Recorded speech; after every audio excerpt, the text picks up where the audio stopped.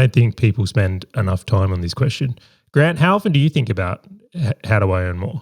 It's like nowadays it's like daily. It's like this forever challenge of looking at whatever I've got now as like a benchmark. And it's like, well, how do I improve that? And it comes back to this concept of like the 1% every day.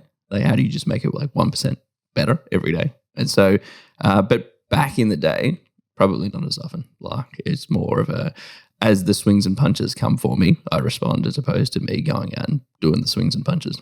What about you? Well, I'll say there's something I've observed. This is something I actually do quite often. I'm continually reviewing my numbers and coming up with strategies and ideas to earn more, which we'll dig into momentarily. But the thing I just really want to emphasize here is that what I find is a lot of business owners get to a point, and maybe that's, let's say it's 20 grand a month of profit, right? Which I know is a common goal for a lot of people. A lot of people want more as well, but I'm just going to use this as an example. They get to this point where they're making 20 grand a month and suddenly they get comfortable. Yep. And then once that comfortability kicks in, right, they never actually push any harder and they actually become complacent. And then over time, these are the people that stop learning, stop innovating, and they actually become like what I would call zombie business owners. They're just kind of going through the motion and kind of waiting out till, I don't know, maybe retirement or something like that.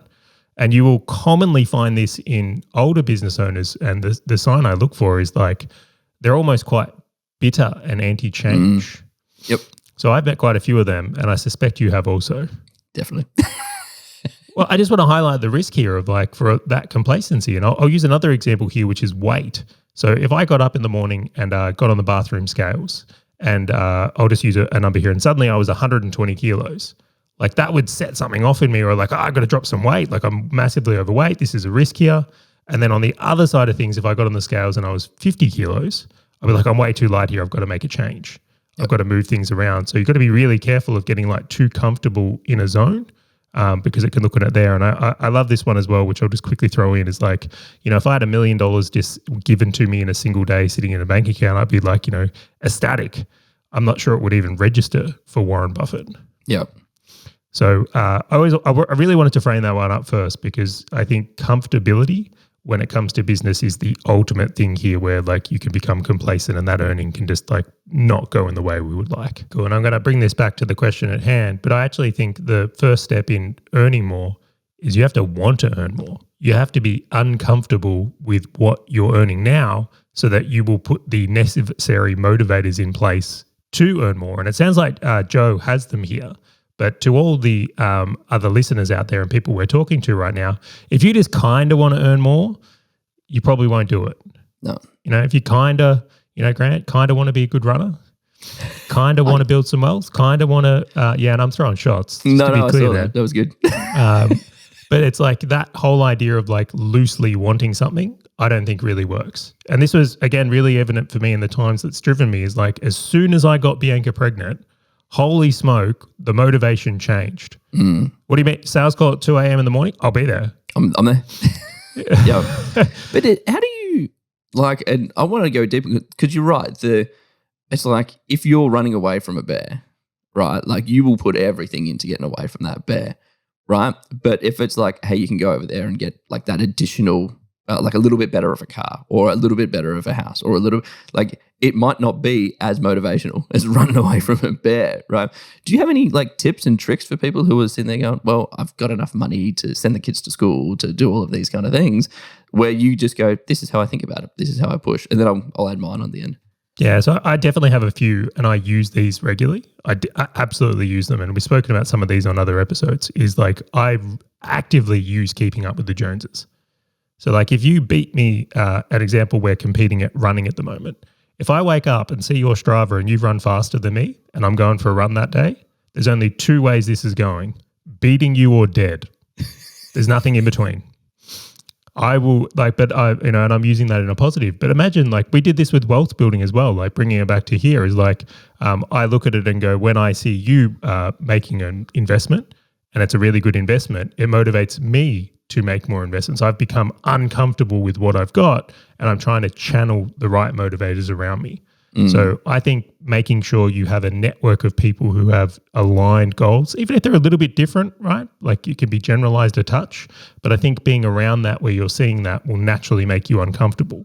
The danger zone, though, is like if your friends or your friends or network or people you're spending time with in general are all competing on things that don't matter, suddenly you find yourself in this example here, because this one isn't important to me. Suddenly you're buying all these Hugo Boss suits because you want to look like you fit in here, but it's like, hang on, I actually want to build wealth. I don't really care about these Hugo Boss suits. So that's kind of the danger zone. So that's number one. Number two, I think just knock your wife up. No, I will say that, like, obviously I'm joking a little bit there, but that worked. I think people who get married or have kids, all of those types of things place a demand on you, like it does. And I'm not going to advocate just doing it for that reason. Obviously, I think there's a whole bunch of things around there, but if you can come up or look to ways where you need to perform in your life, it's not an option. Burn the boats. So maybe that is putting some pressure on yourself in some way that is constructive and aligned with obviously what you want. But I think that's a huge one from there. And then number three is just like normalizing the result. So spending time in the area where it's normal to have the things that you want to aspire to, so that when you go back to where you're currently at is like there's a gap and you can feel that gap. So if you go to a Porsche dealer, get into a new Porsche 911 or a GT3, and you drive around in that car and then you get back into your car, you're going to notice a difference. But if you've never driven the Porsche GT3, you don't know how far off you are. Yep. So I think there's a combination of those things that can be really powerfully used here to kind of create that motivation, like you're running from a bear, or just like flat out get a bear. The only way is to buy a cage for the bear, earn enough to maintain the cage.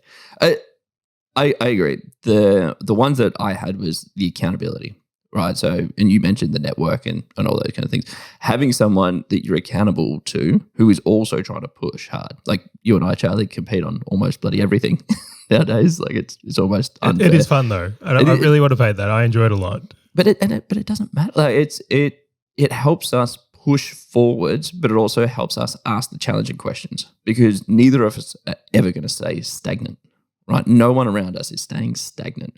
And I'm sure that we have people in our network that we're pulling forwards just by them listening to this podcast or just by them talking to us, etc. And so having that person there that's making you accountable to just continuing to grow. Yeah, it's creating that gap. Like someone listening to this right now, as they listen to you and I, right, perceivably, because we don't know what they think about us, but like we're pretty transparent on this. Like we've done well. Like we've built good levels of wealth. We have strong businesses. And their perceivement of us being ahead is creating a gap from where they're at. And it should be motivating.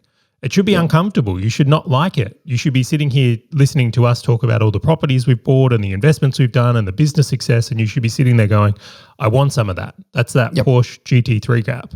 And using it as fuel to go, all right, I'm going to start moving into this direction. That's what I want to be influenced by, and like aligning it. Like that's part of the process. Yeah. And then agreed. The final point that I will say is just coming back to that goal and always moving the goalposts. Just always pushing it back a bit further, pushing it back a bit further. It's like when you're kicking in front of the goals, it's very different to being 50 meters back trying to kick for those goals as well. They become a lot smaller, more defined. And so as you start flexing, cool, this is a new benchmark, 20K. Well, there's no reason just to get to 25 because it's just 25. Right, like what are you going to do with that extra 5? For me, like I'm always looking at like the next property, the next investment, and that is my goal. It's like, how can I get that quicker? Why? Because I want more cash flow. I want more assets for my family, for like that legacy play. I want more of these things, and if I don't do it now, then I'm going to have to do it at some other point in my life, which is then going to impact me when I want to go and do other things. And so, always having that defined personal goal that's always progressing, because that just gives you a purpose outside of more. Hey, fellow business owner, if this topic and value-packed short video has resonated with you at all, and you want to dive deeper into being a full stack business owner, check out the full episode by clicking the link on your screen or in the description right now.